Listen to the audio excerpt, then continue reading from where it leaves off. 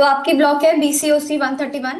इसके 6 ब्लॉक्स हैं। एक कंप्यूटर की ब्लॉक होगी टेली की, और बाकी 5 ब्लॉक उसके थ्योरी और न्यूमेरिकल की होगी। न्यूमेरिकल और थ्योरी का अगर आप परसेंटेज पूछ रहे हो तो बराबर बराबर है, मतलब जितना पार्ट आपका इस ब्लॉक के अंदर थ्योरी का है उतना ही न्यूमेरिकल है। तो दोनों को बराबर ही ध्यान देना है, दोनों में बराबर ही पढ़ना है उसको। तो लास्ट क्लास में हमने जो किया था वो थोड़ा सा हल्का सा डेफिनेशन के साथ थोड़ा थ्योरी पढ़ा था कि अकाउंटेंसी क्या होता है। कि उसका एक ऑफिशियल पूरा 4 लाइन का 3 लाइन का एक डेफिनेशन है कि अकाउंटिंग इज एन आर्ट या process of recording, classifying, summarising और एनालाइजिंग। मतलब 4 स्टेप्स करने होते हैं अकाउंट्स के अंदर। दी ऑल ट्रांजेक्शन और इवेंट, सारे ट्रांजेक्शन और इवेंट्स के साथ इन टर्म्स ऑफ मनी और इन अ सिग्निफिकेंट मैनर। मतलब हर एंट्री मनी के टर्म्स में होनी जरूरी है। अगर कोई मॉनेटरी वैल्यू में एंट्री नहीं है तो वो एंट्री रिकॉर्ड होने लायक नहीं है, वो अकाउंटेंसी भी नहीं है। तो एंट्री का मॉनेटरी वैल्यू में होना बहुत जरूरी है और एक सिग्निफिकेंट मैनर में होना जरूरी है। सिग्निफिकेंट मैनर मतलब हर एंट्री का अपना एक सलीका तरीका है। जर्नल एंट्री का अपना एक टेबल है, लेजर फॉर्मेट का एक अपना फॉर्मेट टेबल है। तो हर किसी को उसके फॉर्मेट में उसके तरीके सलीके में आपको एंट्री पास करनी है। तो इसे हम सिग्निफिकेंट मैनर कहते हैं। तो अकाउंटिंग प्रोसेस हमने समझा, इससे डेफिनेशन से हमको समझ में आया कि एक अकाउंटिंग का प्रोसेस होता है जिसके अंदर 4 स्टेप्स 4 प्रोसीजर आते हैं। रिकॉर्डिंग, क्लासिफिकेशन, समराइजिंग और एनालाइजिंग। 4 स्टेप्स आते हैं जिसमें हम रिकॉर्डिंग में जर्नल एंट्रीज बनाना सीखेंगे, अभी हमने स्टार्ट भी नहीं किया है। क्लासिफिकेशन में हम लेजर पोस्टिंग सीखेंगे, बुक्स बनाना सीखेंगे। समराइजिंग में हम ट्रायल बैलेंस जैसे बैलेंस शीट जैसे रिपोर्ट, फाइनल रिपोर्ट कहते हैं इसको, वो बनाना सीखेंगे जिससे हमें बिजनेस पोजीशन का एग्जैक्ट पता चल जाएगा। फिर एनालाइजिंग में हम एक्स्ट्रा टॉपिक्स है जैसे बजट बनाना, कैश फ्लो, फंड फ्लो करना, ये सब सीखेंगे। एनालाइजिंग के शायद आपके चैप्टर्स नहीं है, समराइजिंग तक के चैप्टर्स आपके हैं ऑलरेडी। थ्योरी में तो इसको शामिल करोगे आप लास्ट वाले पॉइंट को, इसका कोई न्यूमेरिकल आपके टॉपिक्स में नहीं है ऐसा, ठीक है। इसके अलावा आपके हमने एक पॉइंट निकाला है इंटरेस्टेड पर्संस, कि आपके बिजनेस में कुछ पर्संस, कुछ पार्टीज के नाम दिखाई देते हैं जिनसे आप डील करते हो, वो डीलर्स होते हैं आपके। जिनसे आप खरीदते हो उन्हें संडी क्रेडिटर कहते हैं, जिनको आप बेचते हो उन्हें संडी डेटर कहते हैं। बाकी इंटरनल एक्सटर्नल बहुत सारे लोग हैं। अगर कोई इंटरेस्टेड पर्सन को डिस्क्राइब करने का क्वेश्चन आएगा तो आपको सभी को लिखना है और 2-2 लाइनों में सबको डिस्क्रिप्शन देनी है। लेकिन आगे तक न्यूमेरिकल में और थ्योरी में जो आगे अकाउंटेंसी में पूरे में जाएगा, वो 2 नाम जाएंगे, सन्डी क्रेडिटर और सन्डी डेटर, बस सिर्फ यही 2 नाम जाएंगे। बाकी एम्प्लॉय, वर्कर की, managers, owner, CEO, auditor, government dealers के कोई अकाउंट खाते मेंटेन नहीं होते।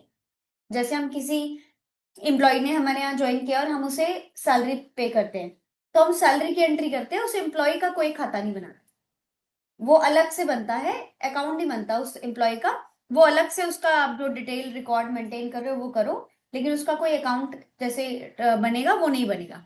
डीलर्स के अकाउंट बनता है जैसे क्रेडिटर और डेटर। इनके आप अकाउंट और इनके आप जो लेजर्स है वो प्रॉपर जनरेट करोगे, खाते बही खाते बनाओगे सारे। तो ये इंटरेस्टेड पर्सन की लिस्ट हो गई। बेसिक टर्म्स है जो आपको पढ़नी है, वो आपके 5 तरह की होती है। मतलब जो अकाउंट की शब्दावली है, जो अकाउंटेंसी के जो वर्ड्स हैं, वो इन 5 में डिस्क्राइब किए जाते हैं। कैपिटल, एसेट्स, लायबिलिटी, एक्सपेंस और इनकम। कैपिटल आपकी पूंजी होती है, एसेट आपकी प्रॉपर्टी होती है, लायबिलिटी आपका कर्जा होता है, जितना भी ड्यूज है कंपनी के उधर वो लायबिलिटी होती है, एक्सपेंडिचर आपके खर्चे होते हैं, इनकम आपकी कमाई होती है। तो इन 5 को डिटेल में हमें पढ़ना है। और इन 5 से पहले एक पॉइंट और बस समझ लो, जो शायद मैंने भेज भी दिया था। ब्रांचेस ऑफ अकाउंट कहते हैं इसको, ब्रांचेस ऑफ अकाउंट्स। ठीक है, अकाउंट्स की ब्रांचेस होती हैं कई तरह की। ब्रांचेस मतलब अकाउंट बहुत ज्यादा ना मतलब ह्यूज लेवल पे फैला हुआ है, उसे मेंटेन करने के लिए अलग अलग टीम रखी जाती है। अगर मैं बड़ी कंपनीज की बात करूं तो, छोटी कंपनी में तो खुद ही ऑनर मेंटेन कर ले रहा है या एक अकाउंटेंट रख के उससे काम करा ले रहा है, अलग बात है। लेकिन बड़ी कंपनीज में अकाउंट्स के सेगमेंट को बांट दिया जाता है। अकाउंटिंग में एक फाइनेंशियल अकाउंटिंग होती है, तो एक फाइनेंशियल अकाउंटिंग को मेंटेन करने की टीम अलग है। एक इन्वेंट्री अकाउंटिंग होती है, मटेरियल हैंडल करने के लिए वो टीम अलग होती है। ऐसे आपके कॉस्ट अकाउंटिंग अलग होती है, मैनेजमेंट करने के लिए कोई अलग होता है, कोई मतलब और कोई पर्टिकुलर सेगमेंट के लिए अलग होता है। तो अकाउंटेंसी के सेगमेंट होते हैं अलग अलग, उन्हें हम ब्रांचेस का नाम देते हैं। मार्केट में इसके ऊपर स्टडीज भी अलग अलग होती है, कि मतलब एक सेगमेंट ही अलग है। जैसे आर्ट्स, कॉमर्स और साइंस का सेगमेंट होता है, तो कोई एक चूज करेगा अपना, उसमें करियर, उसमें लाइन डेवलप करेगा। ऐसे ही ब्रांचेस अकाउंट्स की अलग अलग होती है। आप एक ब्रांच को चूज करोगे, उसी में ही अगर आप जॉब करो तो उसी में अपना करियर डेवलप करोगे। तो एक इसमें ब्रांच होती है फाइनेंशियल अकाउंटिंग की, ये सबसे कॉमन ब्रांच है। फाइनेंशियल अकाउंटिंग सबसे कॉमन ब्रांच है और सबसे रेगुलर ब्रांच है। फाइनेंशियल अकाउंटिंग में जो रेगुलर डेली रूटीन की ट्रांजैक्शंस होती है, जो डेटाबेस रिकॉर्ड किया जाता है, वो फाइनेंशियल अकाउंटिंग कहलाई जाती है। मतलब मैंने आपको as a financial accounting hire किया है, फाइनेंशियल अकाउंटेंट हायर किया है मैंने आपको। आपका काम ये है डेली बेसिस पे खर्चा, इनकम, एसेट, लायबिलिटी, कैपिटल, ये वो सबकी एंट्री रिकॉर्ड करना, प्रॉपर जर्नल एंट्री करना, लेजर पोस्टिंग करना, बैलेंस शीट तैयार करना, P&L निकालना, प्रॉफिट लॉस निकालना, ये सब कुछ आएगा। मतलब रिकॉर्डिंग, क्लासिफिकेशन और समराइजिंग तीनों पॉइंट आएंगे, ये फाइनेंशियल अकाउंटिंग। एनालाइजिंग चला जाता है दूसरे सेगमेंट में। तो ये जो तीनों स्टेप्स थे जो हमने यहां से निकाले, रिकॉर्डिंग, क्लासिफिकेशन और समराइजिंग, ये सारा सिलेबस फाइनेंशियल अकाउंटिंग का है। तो आपकी बुक का नाम भी फाइनेंशियल अकाउंटिंग ही है। तो ये सारा सिलेबस है। तो फाइनेंशियल अकाउंटिंग में सारा कवर अप होता है। एनालाइजिंग वाला एक बारी को नहीं आता है, लेकिन ये तीनों चीजें आती हैं। ठीक है। तो आपका एक सेगमेंट है फाइनेंशियल अकाउंटिंग का, एक सेगमेंट है कॉस्ट अकाउंटिंग का, और एक सेगमेंट है मैनेजमेंट अकाउंटिंग का। ऐसे बहुत सारे अकाउंटिंग है, लेकिन ब्रांचेस ये तीन मेजर मानी जाती है। इन तीन को कैटेगराइज किया जाता है अलग अलग लेवल पे। फाइनेंशियल अकाउंटिंग जो डेली रूटीन की जो ट्रांजैक्शन होती है, जो रेगुलर अकाउंटेंट होता है, वो फाइनेंशियल अकाउंटिंग की टेक्निक को यूज कर रहा है। इसमें हम रेगुलर डेज की एंट्रीज को रिकॉर्ड करना, प्रॉफिट लॉस निकालना, बैलेंस शीट मेंटेन करना, डेप्रिसिएशन डालना, एसेट का अकाउंट बनाना, लायबिलिटी का अकाउंट बनाना, ये सब फाइनेंशियल अकाउंटिंग में आता है। लेजर जर्नल सब। कॉस्ट अकाउंटिंग में आता है किसी की कीमत, किसी की प्राइसिंग को कैलकुलेट करना होता है, उसके लिए अलग से कैलकुलेशन होती है। कॉस्ट अकाउंटेंट को ये सिखाया जाता है।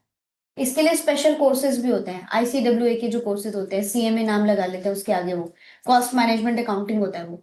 तो वो कॉस्ट अकाउंटिंग उनको प्रॉपर सिखाया जाता है कि किस तरह से कॉस्ट अकाउंटिंग का कैलकुलेशन मेंटेन किया जाता है।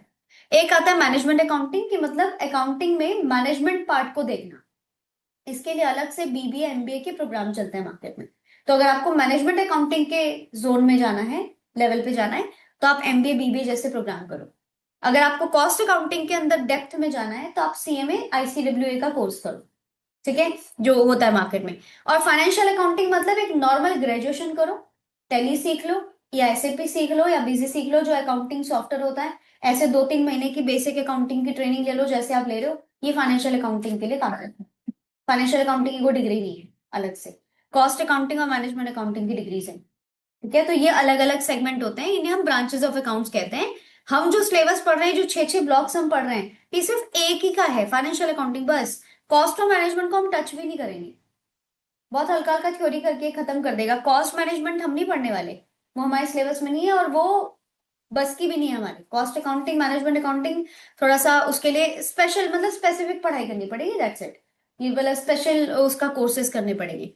तो नॉर्मल अकाउंटिंग फाइनेंशियल अकाउंटिंग होती है, इसी में ही बहुत सारा सिलेबस है। कि अगर नॉर्मल एक अकाउंटेंट हो आप, और टैली पे मेंटेन कर रहे हो, आज के डेट में 10-15 हज़ार रुपए कमा रहे हो, टैली पे अकाउंटेंट का काम कर रहे हो, जॉब कर रहे हो, तो आप फाइनेंशियल अकाउंटिंग कर रहे हो। तो आपका डेली रूटीन का बहुत सारा काम है, बैंक रिकंसिलेशन करना, कैश बैंक की एंट्री करना, प्रॉफिट लॉस निकालना, ये सब है इसके अंदर। ठीक है। तो ये ब्रांचेस ऑफ अकाउंट्स होता है। तो मैं बात कर रही थी थ्योरी की, जो मैंने आपको भेजा भी है। तो आपकी जो ब्लॉक्स है, साथ साथ उसको देखते रहो। आपकी ब्लॉक्स जितनी भी हैं, उसका हम एक ब्लॉक, पहली ब्लॉक उठा रहे हैं, ब्लॉक नंबर 1। ये 6 ब्लॉक्स हैं। हम ब्लॉक 1 जो थ्योरेटिकल फ्रेमवर्क है, हम उसको उठा रहे हैं। थ्योरेटिकल फ्रेमवर्क में आपका थोड़ा सा थ्योरी है, आपको इसे थोड़ा सा देखना है। इसमें कोई न्यूमेरिकल नहीं है इस ब्लॉक के अंदर। हाँ दिल। तो फाइनेंशियल अकाउंटिंग, ठीक है, BCOC 131। इसमें आपकी 4 यूनिट्स आएंगी पहली ब्लॉक में। ब्लॉक 6 है, हर ब्लॉक में लगभग ऑन एन एवरेज 3 से 4 यूनिट्स हैं। तो आपके पास यूनिट्स टोटल हो जाएगी। तो ये 4 यूनिट्स हैं फर्स्ट ब्लॉक के अंदर। Nature and scope of accounting है, प्रोसेस और रूल्स के बारे में बताएगा, प्रिंसिपल बताएगा, स्टैंडर्ड बताएगा, और ये खत्म हो जाएगी। टोटल 60 पेजेस की है, मतलब 60-70 पेजेस की है, सारा वो मिलाकर के जितना भी सेगमेंट है, उसके क्वेश्चन आंसर मिला करके। तो ये छोटी ब्लॉक है, ज्यादा लंबी ब्लॉक नहीं है। स्टार्ट उसने वैसे ही किया है डेफिनेशन से पहले, तो कि आपका nature and scope of accounting में सबसे पहले डेफिनेशन अकाउंटिंग के ऑब्जेक्टिव, उसके मैरिट डीमेरिट, ये सब के बारे में बताएगा। तो ये ऑब्जेक्टिव है कि अकाउंट्स हम बनाते क्यों हैं, थोड़ा थोड़ा पढ़ लीजिए। वैसे इसका पूरा पूरा क्वेश्चन आता है, ऑब्जेक्टिव ऑफ अकाउंटिंग का पूरा क्वेश्चन ही दे देगा कि डिस्क्राइब या डिफाइन ऑब्जेक्टिव्स ऑफ अकाउंटिंग। तो आपको पहले वही डेफिनेशन 3 लाइनों की लिखनी है, उसके नीचे ऑब्जेक्टिव ऑफ अकाउंटिंग लिख करके पॉइंट पॉइंट में बनाना है और उसको डिस्क्राइब करना है हर पॉइंट। तो ये 4 के करीब, 3 से 4 ऑब्जेक्टिव्स हैं। ऑब्जेक्टिव मतलब मोटिव, मकसद कि अकाउंट्स हम बनाते क्यों हैं। तो ये नहीं भी, ये वाले नहीं भी लिखो तो अपने लिख दो जितना आपको याद है। अकाउंट्स हम क्यों बनाते हैं? ताकि हम प्रॉफिट और लॉस को कैलकुलेट कर सकें, ताकि हम बिजनेस पोजीशन को दिखा सकें, देख सकें कि बिजनेस की पोजीशन हमारी है क्या, एग्जैक्ट बिजनेस पोजीशन को फाइंड आउट कर सकें। इसलिए हम बनाते हैं। हम अकाउंट्स क्यों बनाते हैं? ताकि हमारे साथ कोई फ्रॉड या थीफ्ट का चक्कर ना हो, कोई हमें पागल ना बनाए। कोई पार्टी, मान लो वो पार्टी कह रही है, कोई सुरेश पार्टी है, वो कह रही है कि आपको मुझे 3.5 लाख रुपए देने। तो 3.5 लाख रुपए किस बात के देने हैं? आपके पास भी रिकॉर्ड में होगा तो आप उसे क्रॉस चेक कर पाओगे। तो हो सकता है कि 3,30,000 रुपए देने थे और वो 3.5 लाख का हमसे पैसा वसूल रहे हैं। तो आपके साथ कोई फ्रॉड या थीफ नहीं होगा। तो आप अकाउंट्स क्यों बनाते हो? ताकि आपका एक सिस्टम से काम चले, आपको हर फाइल हर जगह मिल जाए, इसलिए आप अकाउंट्स बनाते हो। तो अकाउंटिंग के यही ऑब्जेक्टिव है बस। पहला, टू कीप सिस्टमेटिक रिकॉर्ड, कि आपका रिकॉर्ड जो है वो सिस्टमेटिक रहे। अगर आपका डेट वाइज काम होगा तो 1 साल बाद भी अगर आपको कुछ ढूंढना है पिछले साल में से, तो आप बड़े आसानी से ढूंढ लोगे, क्योंकि आपका डेट वाइज काम है, आपको पता है वहां जाके उस डेट पे जाना है, पेज पलट पलट के, तो आप देख पाओगे। तो सिस्टमेटिक रिकॉर्ड मेंटेन करने के लिए हम अकाउंटिंग को फॉलो करते हैं। और क्यों फॉलो करते हैं? टू एसरटेन, एसरटेन का मतलब होता है कैलकुलेट, ठीक है। To ascertain the net effect of the business operations, जैसे कि प्रॉफिट और लॉस, आपका एग्जैक्ट प्रॉफिट और लॉस पता चल जाए। ये लाइन पूरी नहीं लिखनी तो बस ये लिख दो, to calculate profit and loss of the business. अपनी लाइन बना के लिख दो, पता तो है ही क्या ऑब्जेक्टिव है, तो वही लिख दो, जरूरी नहीं है सेम लाइन लिखनी है। To calculate the financial position of the business, business की एग्जैक्ट फाइनेंशियल पोजीशन हमें पता चल जाए। पोजीशन का मतलब क्या होता है? कि जैसे आज की डेट में मुझे पता चल जाए कि मेरे कितने एसेट है, कितनी लाइबिलिटी। सपोज करिए आपका 10 लाख रुपए का कर्जा है आपके ऊपर, लाइबिलिटी है 10 लाख की, और एसेट्स आपके हैं सिर्फ 5 लाख के, तो आप बहुत ही भारी लॉस में हो। आपके कर्जे ज्यादा हैं और आपके पास इतनी प्रॉपर्टी भी नहीं है कि आप उसको बेच के उनको कर्जा चुका सको। तो अगर आपकी पोजीशन ऐसी है बिजनेस की कि एसेट्स आपके पास पड़े 12 लाख के करीब, और 10 लाख का आपका थोड़ा कर्जा वर्जा है, तो आपके दिमाग में रहेगा कि 12 लाख का हमारे पास है इतना बंदोबस्त, कि अगर हम कैश से किसी को पैसे या बैंक से किसी को पैसे नहीं चुका पाए तो हम प्रॉपर्टी दे देंगे सबको अपने बिजनेस की, तो हम किसी से मतलब कोई केस नहीं कर पाएगा हमारे ऊपर, हम सबका पैसा चुका देंगे। तो ये लाइबिलिटी एसेट्स हमें पता चलता रहे कि एग्जैक्ट प्रॉफिट कितना है, लॉस कितना है, हमारी एसेट कितनी है, लाइबिलिटी कितनी है, तो हमें बिजनेस पोजीशन का आइडिया रहेगा। तो अकाउंटिंग से हमें ये मोटिव भी सॉल्व होता है हमारा। To provide accounting information to the interested parties, वही वाली बात कि फ्रॉड या थीफ का कोई चक्कर ना हो, कोई हमें पागल ना बनाए। हम अपनी इंटरेस्टेड पार्टीज जितनी भी हमसे जुड़ी हुई है उनको एग्जैक्ट हम अपना जो अकाउंट है, खाता है, वो बता सके कि तुम्हारा ये अमाउंट है, ये नहीं, ऐसा। तो ये 4 आपके एक तरीके के मोटिव है, अकाउंटिंग के ऑब्जेक्टिव है। ये उसकी डेफिनेशन एंड ऑल है। उसी में से पॉइंट्स निकाले इन्होंने, वही निकाले, 3-4 पॉइंट्स निकाले होंगे यहाँ पे, ये रे, कि अकाउंटिंग में वो जो प्रोसेस आया उसमें 4 स्टेप्स आ गए आपके, वो ये वाला इन्होंने कवर कर दिया यहाँ से, ये रहा, ठीक है। क्लासिफिकेशन, समराइजिंग, एनालाइजिंग, और पहला रिकॉर्डिंग, पहला पॉइंट। तो वही 4 पॉइंट इन्होंने क्लियर कर दिए। और अब इसका थोड़ा सा मेरिट डिमेरिट आपको पता होना चाहिए। एक कॉन्सेप्ट हमने पढ़ा था इंटरेस्टेड पार्टीज वाला लास्ट क्लास में भी, जो हमने देखा वो ये रे, कि इंटरेस्टेड पर्संस पार्टीज, इसका क्वेश्चन आ जाता है 10 मार्क्स में, कि आप डिफाइन करो, तो आपको इतना 2-2 3-3 लाइन में इसको डिफाइन करना होगा। बस बताना है कि बिजनेस में ऑनर कौन है आपका। ऑनर एक वो पर्सन होता है जो ये काम करता है, इसको ये ऑथोराइजेशन होता है, अथॉरिटी होती है, और वो ये प्रॉफिट भी उसके होते हैं, लॉस भी उसके होते हैं, ये सब बातें लिखनी है बना बना के। बताना है कि ऑनर कौन होता है। मैनेजर का आपने हेडिंग बनाया तो मैनेजर आपकी कंपनी में क्या काम करता है, उसका क्या रोल है, क्या रिस्पॉन्सिबिलिटी है, कौन होता है वो, बस उसको 2 लाइनों में डिस्क्राइब करना है। तो पॉइंट पॉइंट याद रखो कि अगर कोई पूछे कि आपके बिजनेस में इंटरेस्टेड पर्सन या इंटरेस्टेड पार्टीज कौन सी हैं, तो इंटरेस्टेड पर्सन या पार्टीज आपकी हैं जैसे ऑनर, जैसे मैनेजर्स, जैसे लेंडर्स, मतलब जो जमीन वगैरह आपको सेंड करते हैं उन्हें हम लेंडर्स वगैरह बोलते हैं। क्रेडिटर हो गए, डेटर हो गए आपके, एम्प्लॉयज हो गए, टैक्स अथॉरिटीज हो गई, प्रोस्पेक्टिव इन्वेस्टर्स हो गए। टैक्स अथॉरिटीज में आप गवर्नमेंट भी ले सकते हो, सीए भी ले सकते हो। तो ये आपके पर्सन्स में, इंटरेस्टेड पर्सन्स में आ रहा है। जो आपने लिखा हुआ है पॉइंट टू पॉइंट। ठीक है। अच्छा, इसके अलावा आपका ये जो पॉइंट है ब्रांचेस ऑफ अकाउंटिंग वो आ जाता है। ब्रांचेस ऑफ अकाउंटिंग में 3 ब्रांचेस कॉमन मानी जाती है main: financial accounting, cost accounting, management accounting. एक एक पैराग्राफ में बताया है कि कॉस्ट अकाउंटिंग में क्या मैनेज किया जाता है, मैनेजमेंट अकाउंटिंग में क्या किया जाता है और फाइनेंशियल में क्या किया जाता है। ठीक है। अच्छा, इसके अलावा आपका जो मेन पॉइंट है वो है एडवांटेजेस और डिसएडवांटेजेस। आपके अकाउंटिंग के फायदे क्या है, नुकसान क्या है। फायदा क्या है, अकाउंट्स मेंटेन हो रहा है तो खाते मेंटेन हो रहे हैं। तो वही बात है कि फायदा ये है कि कोई हमें फ्रॉड या थीफ नहीं कर पाएगा, पागल नहीं बना पाएगा, ये फायदा है। ठीक है। दूसरा, आप प्रॉफिट और लॉस, वही ऑब्जेक्टिव में से उठा लो, प्रॉफिट और लॉस निकाल पा रहे हो, ये बेनिफिट है। अगर आप अकाउंटिंग मेंटेन ही नहीं करेंगे तो पीएनएल नहीं निकाल पाएंगे, प्रॉफिट एंड लॉस नहीं निकाल पाएंगे। तो ये आपका फायदा है। अगर आपके पास कोई भी अकाउंटिंग खाता मेंटेन हो रहा है तो वो मेमोरी का काम कर रहा है। अगर आप नहीं लिखोगे, जैसे आपने 4 लोगों को आज माल बेचा, आपकी एक दुकान है नॉर्मल, आपने 4 लोगों को उधार पे माल बेचा है, एक को 10 रुपए का, एक को 15 रुपए का, एक को 50 रुपए का, एक को 100 रुपए का। अब आपने कहीं नहीं लिखा तो आपको मेमोरी में याद रखना पड़ेगा प्रेशर ले लेके, कि हर 1 घंटे बाद रिमाइंडर डालना पड़ेगा दिमाग में, अरे इससे भी पेमेंट लेनी है, उससे भी पेमेंट लेनी है। और दिमाग में कंफ्यूजन चलेगी, अगर यही चीज दिमाग में चलेगी तो आप और बिजनेस में काम सोच नहीं पाओगे, वो थिंक नहीं कर पाओगे, बिजनेस बढ़ा नहीं पाओगे। तो आप लिख दो इन 4 बातों को कहीं पे, एक रजिस्टर बना लो उधार वालों का।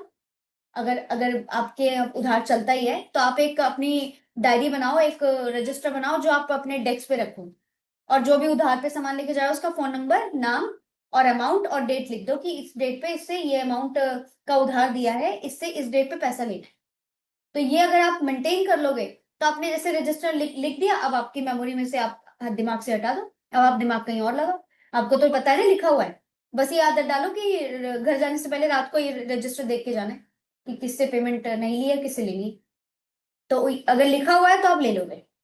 तो इसलिए लिखे हुए की चीजें आपकी रिप्लेस करती है मेमोरी को, तो वही एडवांटेजेस हैं इसकी। सबसे पहले तो रिप्लेस मेमोरी, की मेमोरी रिप्लेस करती है, आपको दिमाग में सरदर्द लेके जरूरत नहीं है घूमने की, आप रजिस्टर में लिख दीजिए उसको, तो वो अकाउंट्स हो गया आपका।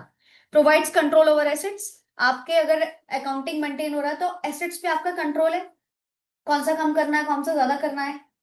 मान लो फर्नीचर आपके पास ऑलरेडी इतने ओवर पड़े हुए हैं, आपने और चेयर्स मंगवा ली और टेबल्स मंगवा लिए किसी के कहने पे, कंपनी में किसी इंप्लॉय के कहने पे, तो आप देखो तो सही आपके कितने रुपए के आपके पास ऑलरेडी एसेट्स पड़े हैं, आप और एसेट्स क्यों ले रहे हो। तो आपका कंट्रोल रहेगा थोड़ा सा, अगर आपकी बिजनेस में अकाउंटिंग मेंटेन हो रही है तो जब भी कोई नया चीज मंगवानी होगी, कोई नया एसेट पे इन्वेस्टमेंट करनी होगी, तो आप पहले पुरानी वाली चेक करोगे।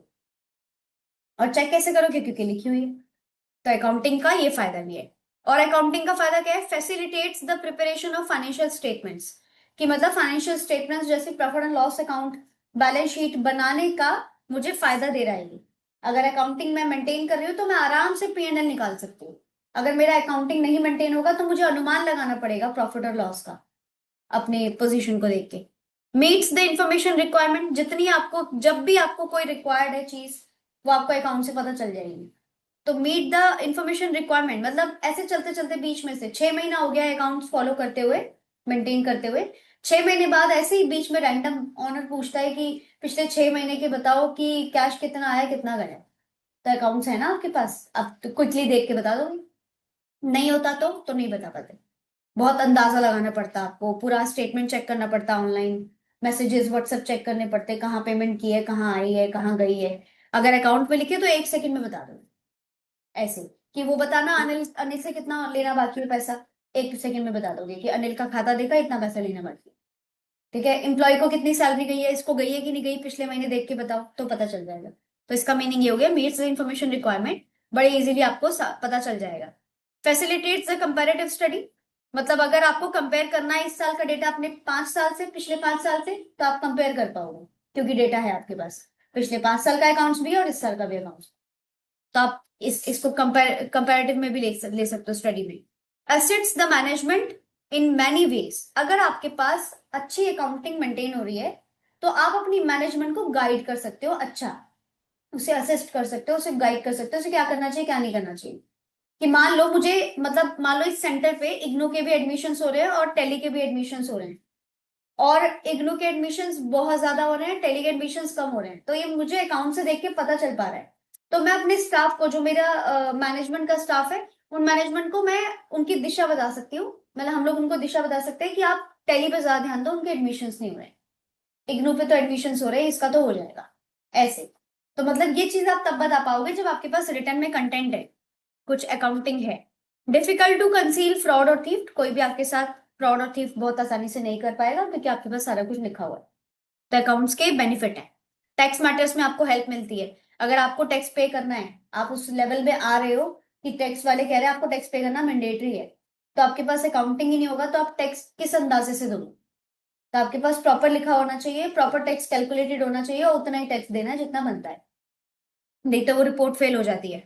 Ascertaining value of business, business की वैल्यू कैलकुलेट करने में समझने में हमें आसानी रहती है क्योंकि हमने अकाउंट्स मेंटेन किया है। ये इसके प्लस प्लस पॉइंट है। माइनस पॉइंट लिखने पड़े तो अकाउंटिंग के माइनस पॉइंट क्या है, अब अकाउंटिंग के फायदे ही फायदे हैं, कोई माइनस पॉइंट क्यों बताएगा। माइनस पॉइंट ये कि एक्स्ट्रा बर्डन है, अकाउंटिंग नहीं मेंटेन करते तो आपका टाइम बच जाता, आप वो टाइम कहीं और लगा लेते। अब अकाउंटिंग मेंटेन करने में आपका टाइम जाया होगा जाएगा, मतलब बहुत आराम से दिमाग से और खुले दिमाग से ठंडे दिमाग से आपको अकाउंटिंग मेंटेन करनी पड़ती है, तो वो तो जाएगा। एक डेडिकेटेड शायद आपको स्टाफ रखना पड़े, उसकी एक्स्ट्रा सैलरी जाएगी, तो थोड़ा सा एक्स्ट्रा खर्चा तो है ही अकाउंट्स के अंदर। बुक्स बुक्स खरीदी जाएगी, कोई सॉफ्टवेयर खरीदा जाएगा, कोई अकाउंटेंट की सैलरी है, तो अकाउंट्स में एक एक्स्ट्रा इन्वेस्टमेंट है। तो एक पॉइंट ये बना सकते हो नेगेटिव। दूसरा टाइम टेकिंग बना सकते हो कि टाइम जाया हो। तीसरा मतलब अकाउंट्स ना एक हिस्ट्री का काम करता है और कुछ नहीं कर सकते। अकाउंट से आप कोई बेनिफिट नहीं उठा सकते। अगर आपके पास 5 साल की अकाउंट्स की किताबें मेंटेन हो गई है, मतलब खर्चे की बुक है, एक इनकम की बुक है, एक एसेट की बुक है, एक बैलेंस शीट की बुक बनी हुई है, तो अगर वो ढेर बना भी हुआ है तो वो ढेर बना हुआ है बस आपका। उसको आप कहीं अलमीरा में कहीं सेट करके रखते रहोगे, आप उसको बेच के कुछ पैसा ले लो, ऐसा आपको कुछ नहीं मिलेगा कि आपने जो 5 साल अकाउंटिंग मेंटेन की, 1 करोड़ रुपए मिल जाएंगे एक दिन आपको इसके बदले में। तो ऐसा गवर्नमेंट कुछ आपको पुरस्कार देगी, कुछ नहीं होगा। तो मतलब ये एक हिस्ट्री का जस्ट काम करेगा, उससे ज्यादा हम कुछ नहीं कर पाएंगे, ये इसकी लिमिटेशंस हैं। नेगेटिव पॉइंट तो नहीं कह सकते, पर हाँ एक लिमिटेशंस कह सकते हो कि मतलब वही डिसएडवांटेजेस तो लिमिटेशंस में काउंट होती है। तो वही है, they do not record transaction और इवेंट। सबसे पहला तो यही है कि दे डू नॉट रिकॉर्ड वो events which are not a financial character, not in a financial character. मतलब हम सारी बातें रिकॉर्ड नहीं कर सकते अकाउंट्स में, खाली मॉनेटरी वैल्यू वाली रिकॉर्ड कर सकते हैं, तो थोड़ा ये लिमिटेशंस है हमारे साथ, ये स्ट्रिक्टनेस हमको दी गई है। डेटा सिर्फ हिस्ट्री का काम करता है, उससे ज्यादा हम कुछ उस डेटा के साथ कर नहीं पाएंगे। हिस्ट्री का ही तो काम करेगा, हमें कंपैरिजन भी करना है तब भी हिस्ट्री तो है वो जिससे हम कंपेयर कर रहे हैं। ठीक है। Facts recorded in financial statements are greatly influenced by accounting conventions और पर्सनल जजमेंट्स। अकाउंटिंग का मतलब ये है कि मतलब जो भी आप देख पा रहे हो उसे ही रिकॉर्ड करते हो। मतलब आप अपना एक टारगेट जो अचीव करना चाहते हो वो अकाउंट्स में नहीं लिख सकते, वो आप अपने नोटबुक में लिखिए। मतलब आप अपना एक जो वे होता है आपका अकाउंटिंग में, जो आगे पोजीशन आपको क्या करनी है वो अकाउंटिंग में मेंटेन नहीं कर सकते। जो घटा है आपके साथ आपको सिर्फ उतना ही मेंटेन करना है, एक ये लिमिटेशन है आपके साथ। Data provided in financial statements is insufficient for proper analysis or decision making. It only provides information about the overall profitability of the business. No information is given about the cost and profitability of different activities. मतलब आप अपना ही record कर रहे हो, अगर वो सामान आपके कोई सेकंड पार्टी थर्ड पार्टी को कुछ माल बेच रही है, वो कितने में बेच रही है उसकी बातें हम रिकॉर्ड नहीं करते। तो हम कंपैरिजन भी रिकॉर्ड नहीं करेंगे कि हमें महंगा पड़ रहा है वो प्रोडक्ट या सस्ता पड़ रहा है।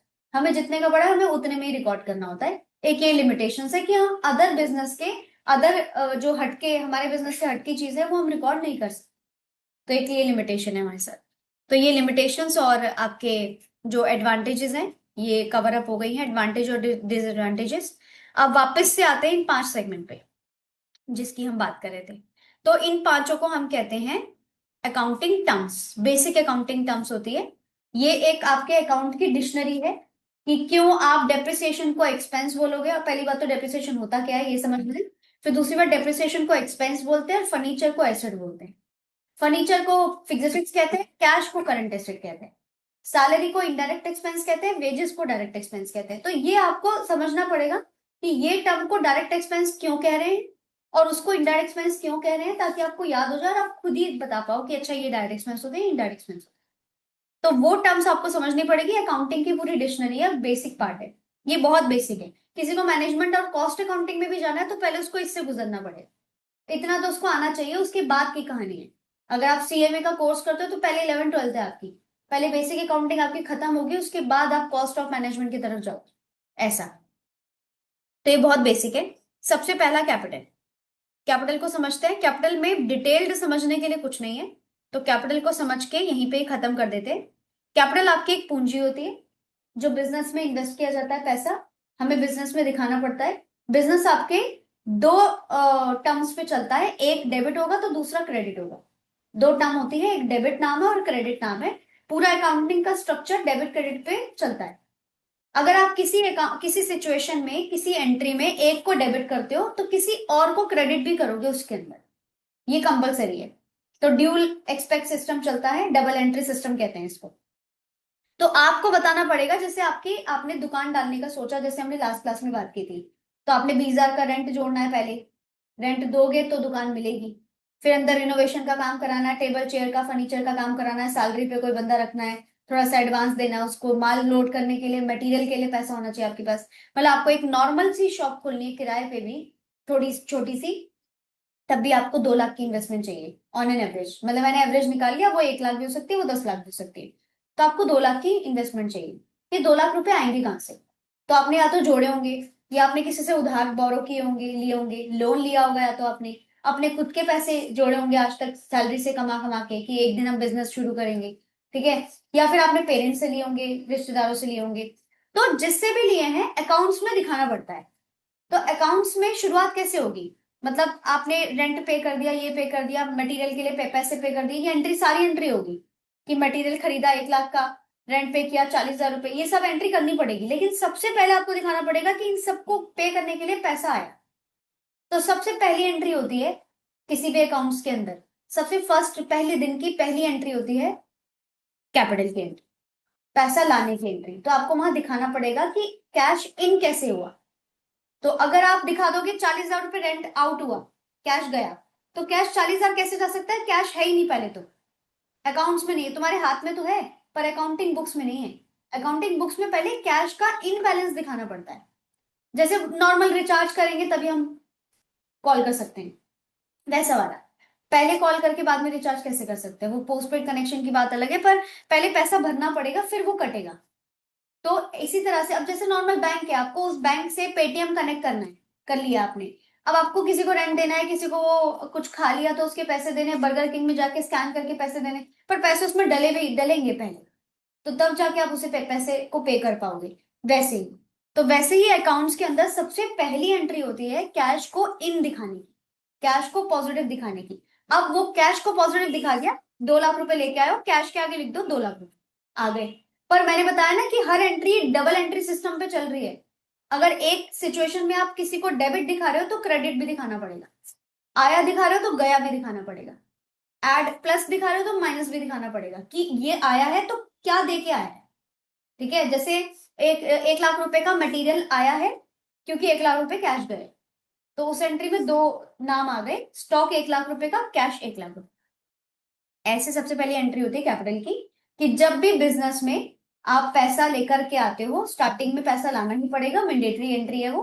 तो वो हम एक पैसा लेकर आते हैं अपनी जमा राशि से, रिश्तेदारों से, मम्मी पापा से, आज तक की कमाई से, या लोन लेकर, कैसे भी। तो इन सबके नाम हम अलग अलग नहीं लिख सकते, कि जब रिश्तेदारों से लाए हैं तो रिश्तेदारों का अकाउंट बनेगा, और मम्मी पापा से लाए तो मम्मी पापा का अकाउंट बनेगा, सेल्फ में सेल्फ का अकाउंट बनेगा, ऐसा कुछ नहीं है। रीजन चाहे कोई भी हो, वो अपने दिमाग तक रखिए, नाम कैपिटल ही आएगा। तो कैपिटल मतलब पूंजी होती है, कि जब बिजनेस में हम शुरुआत करते हैं तो पैसा जो इन्वेस्ट करते हैं वो हम कहाँ से इन्वेस्ट कर रहे हैं? कैपिटल से इन्वेस्ट कर रहे हैं। तो कैपिटल आपकी पूंजी है, ये हमेशा आपके लिए लाइबिलिटी बन के काम करती है। हमेशा अकाउंट्स में ये बात लिखी होती है कि एक दिन जब हमने बिजनेस शुरू किया था तो इतने रुपए हमने बिजनेस में लगाए थे घर से, तो वो घर वाला अमाउंट आपका कैपिटल हो गया। ठीक है, कैपिटल इतना ही है बस, बाकी सारा पढ़ना आपको डिटेल में। एसेट्स है पहले तो, ठीक है। तो एसेट्स का मतलब होता है आपका प्रॉपर्टीज। ठीक है, ये एसेट्स है। एसेट्स को हम दो तरह से कह सकते हैं, एक तो प्रॉपर्टीज, एक तो प्रॉपर्टीज है। प्रॉपर्टीज मतलब हर तरह की property, furniture, plant machinery, laptop. अब जैसे हम पढ़ा रहे हैं तो ये डेस्कटॉप लैपटॉप हमारे लिए एसेट है, खर्चा नहीं है, investment है, कि हमने एक बार इन्वेस्टमेंट कर दिया। ये चेयर हमने खरीदी होंगी, मान लो ये चेयर 10,000 रुपए की पड़ी, तो एक दिन जब इस चेयर को खरीदा गया था पहली बार तो 10,000 रुपीज हमारे खर्चा हुआ था, पर ये खर्चा नहीं है, इसको हम एसेट ट्रीट करते हैं। दिख रहा है कि पैसे गए हैं, पर हम इसको इन्वेस्टमेंट बोलते हैं कि 10,000 रुपए चले गए हैं हमारे, लेकिन बदले में वो फर्नीचर आया है जो आपके बहुत सालों तक आपको फायदा देगा। ठीक है, जो बैठने का काम करेगा, यहाँ पे लगे रहने का काम करेगा। ऐसे अलग अलग चीजें, अलग अलग टर्म्स अलग अलग है। अब जैसे कोई चीज रिपेयर हो गई, तो वो रिपेयरिंग में कुछ इन्वेस्टमेंट नहीं है कि मतलब एक स्विच बोर्ड खराब हो गया, मैंने इसका स्विच चेंज करा लिया, ये इन्वेस्टमेंट नहीं है।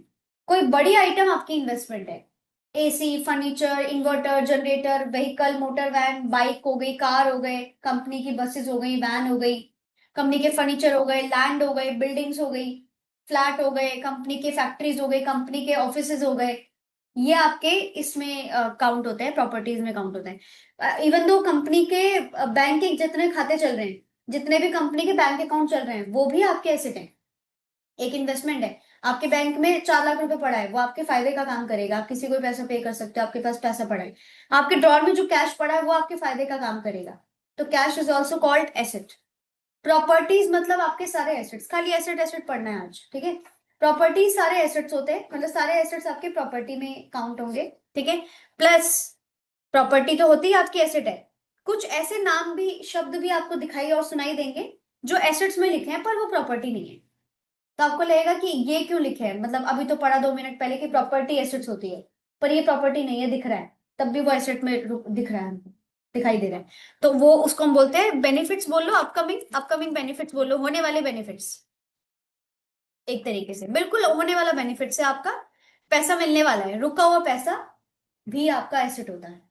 रुका हुआ पैसा, बना हुआ पैसा कि बन चुका है, आप तक नहीं पहुंचा अभी तक, due but not receive, due but not receive भी आपका एसेट होता है। प्रॉपर्टीज भी आपका एसेट होता है। तो फर्नीचर मैंने बताया, लैपटॉप मैंने बताया, ये लैपटॉप से हम पढ़ा रहे हैं, ये लैपटॉप हमारी कंपनी ने अगर खरीदा हुआ है, तो ये लैपटॉप उस कंपनी के लिए एसेट हो गया, ठीक है। अब इस लैपटॉप के अलावा डेटर जो होते हैं आपके, कस्टमर, कंज्यूमर, वो भी आपके एसेट्स होते हैं। अब हम प्रॉपर्टी किसको बोलते हैं, प्रॉपर्टी का एक बेसिक डेफिनेशन है, जिसपे हमारा मालिकाना हक होता है, वो प्रॉपर्टी होती है, कि उसके साथ हम कुछ भी कर सकते हैं, जिसपे हमारा मालिकाना हक है, हमारी ऑनरशिप है उसके ऊपर। जैसे हम, हमारी कंपनी ने, इस कंपनी ने 500 चेयर खरीद ली 10,000 रुपए, तो अब इस चेयर के साथ हम कुछ, ये कंपनी कुछ भी करे, ये चेयर टूटती है, नहीं टूटती है, दोबारा बेचना है, रीसेल करना है, आधी सेल कर दी, आधी रख दी गोडाउन में, नहीं खोली पैकिंग इसकी, वो हमारी मर्जी है। तो ये हमारे नाम की प्रॉपर्टी है, ये बिल्डिंग आपकी है, ये फ्लैट आपका, ये फ्लोर आपका है, तो ये आपकी प्रॉपर्टी है। अगर ये रेंटेड है तो आप इसमें ज्यादा कुछ कर नहीं पाओगे, खुद से अपनी मर्जी से नहीं कर पाओगे, तो इसका मतलब आपकी ऑनरशिप नहीं है, तो वो रेंट की प्रॉपर्टी होगी, तो मतलब वो आपकी प्रॉपर्टी नहीं है। तो प्रॉपर्टी का एक बेसिक सा वो रहता है, थ्योरी रहती है कि जिस पे आपका मालिकाना हक होता है, आप उसके साथ, अमाउंट के साथ या उस प्रोडक्ट के साथ कुछ भी कर सकते हो, वो आपका एसेट होता है, प्रॉपर्टी होता है। लेकिन डेटर, एक जो वर्ड है डेटर, चलो समझ में आ गया, फर्नीचर जो होता है वो प्रॉपर्टी है, लैपटॉप डेस्कटॉप जो है, कंप्यूटर्स है, वो आपकी प्रॉपर्टी है, समझ में आ गया, एसेट्स है आपके। लेकिन ये जो डेटर है, ये तो कस्टमर होता है ना, कंज्यूमर, आपका जो कस्टमर होता है उसको हम डेटर कहते हैं। डेटर भी एसेट के अंदर आता है, तो डेटर आपकी प्रॉपर्टी नहीं है। मतलब डेटर ऐसा नहीं कि उस डेटर के साथ आप कुछ भी कर सकते हो, वो कंपनी दूसरी है, सेकंड वन कंपनी है, आप उस सेकंड वन कंपनी के साथ आप कुछ भी कर लो, उसका पैसा कभी भी दे दो, ऐसे थोड़ी चलेगा, आपकी ऑनरशिप नहीं है उनके ऊपर, आपका मालिकाना हक नहीं है, फिर भी वो एसेट में क्यों है, क्योंकि वो आने वाला पैसा है आपका। डेटर का मतलब वो होता है, लास्ट क्लास में पढ़ चुके हो आप, जिनको हमने उधार पे कुछ बेचा, उससे पैसा लेना बाकी है, उसे हम डेटर कहते हैं। तो मतलब ये वही हो गया कि ड्यू तो हो गया बट रिसीव नहीं हुआ, पैसा बन गया पर मिला नहीं। आज आपने माल उसको बेच दिया पर पैसा नहीं मिला आपको, तो वो आपका एसेट में आएगा, क्योंकि वो आपका अपकमिंग बेनिफिट है, ठीक है। तो एसेट्स मतलब प्रॉपर्टी, पहले प्रॉपर्टी, प्रॉपर्टी के नाम देख लो ताकि दिमाग में आपके बैठ जाए, ठीक है। तो आपकी प्रॉपर्टीज होती है फर्नीचर, प्लांट, प्लांट मतलब क्या होता है,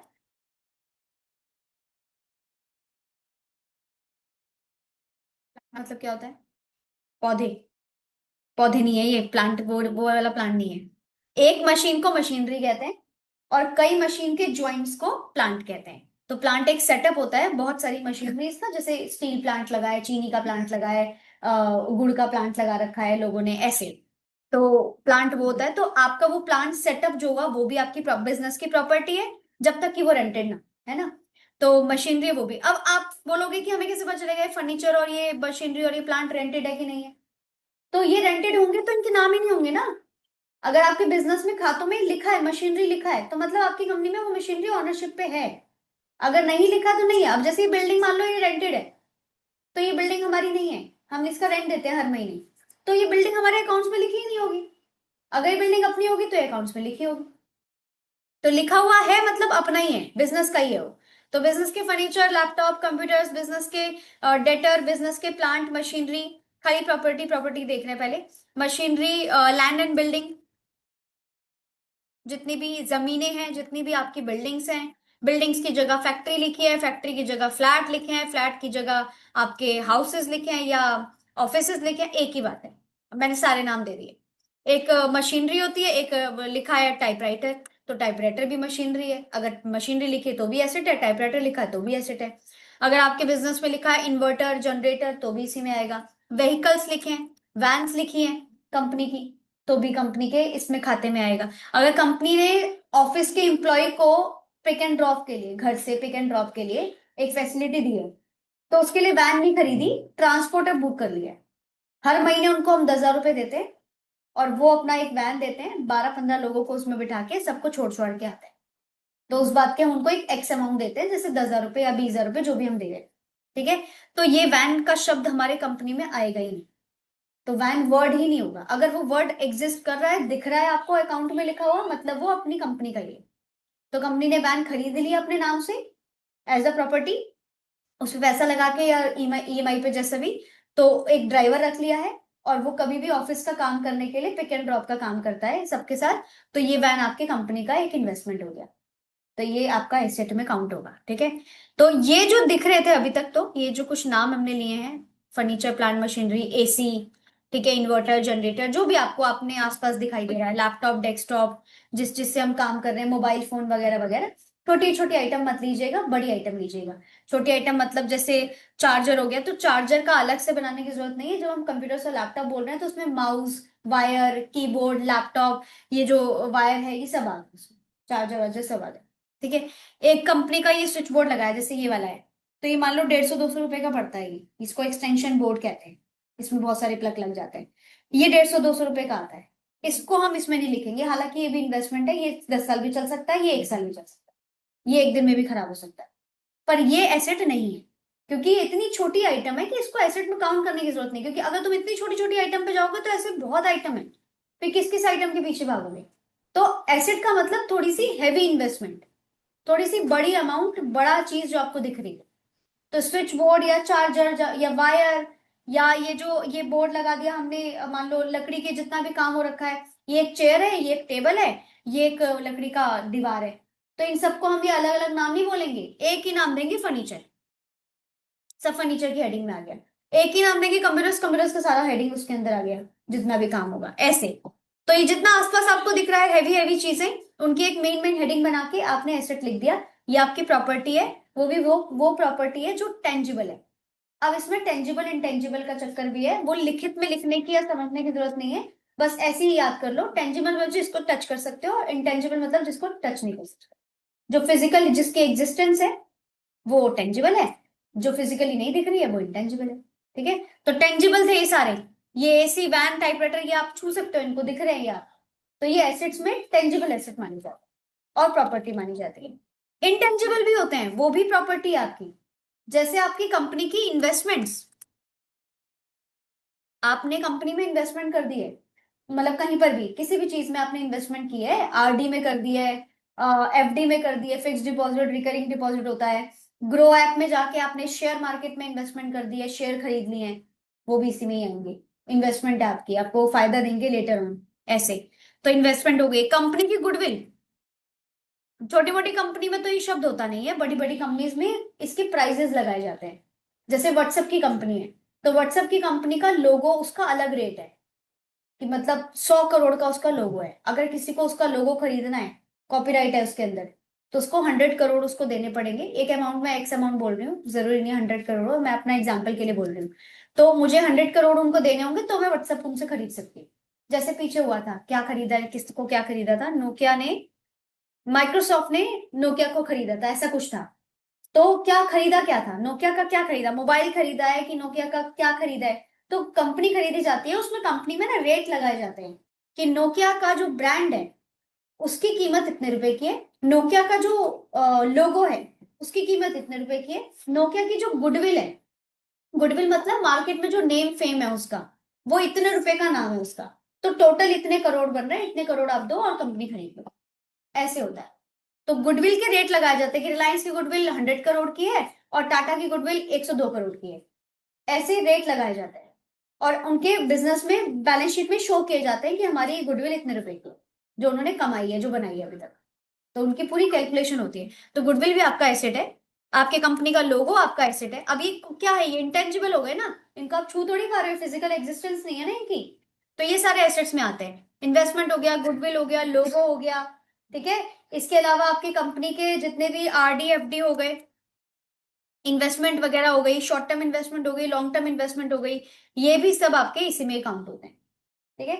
रुका हुआ पैसा कि कोई income due but not received, इसको इतना लंबा ना लिखना पड़े तो इसका एक नाम है, इसको कहते हैं एक्रूड इनकम। आप लोग के लिए बड़ा नया शब्द होगा, एक शब्द आपने सुना होगा, आउटस्टैंडिंग।